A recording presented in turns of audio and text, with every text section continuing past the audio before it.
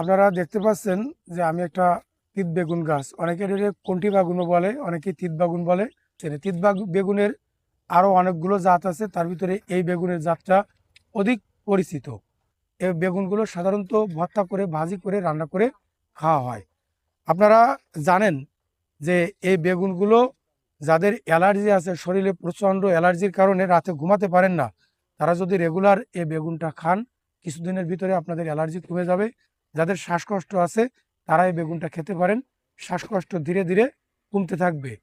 শুধু এই বেগুন না, এই বেগুনের পাতায় যাদের মাথায় বিশেষ করে খুশকি আছে এবং উকুন আছে, তারা এই তিত বেগুন বা কন্টি বেগুনের পাতাটা বেটে মাথার স্কাল্পে লাগালে ধীরে ধীরে এটা উকুন এবং খুশকি মুক্ত হবে এবং নতুন চুল গজাতে সহায়তা করবে।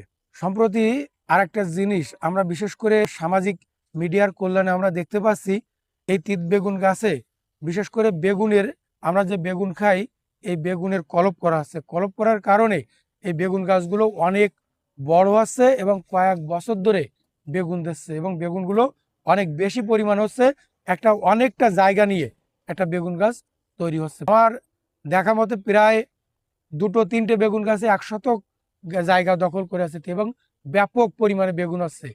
এই সিস্টেমেই আগামীতে বাংলাদেশের বেগুন জনপ্রিয় সবজি। এই সিস্টেমে আগামীতে সারা বছর বেগুনের চাহিদা পূরণ করা হবে বলে আমি মনে করি।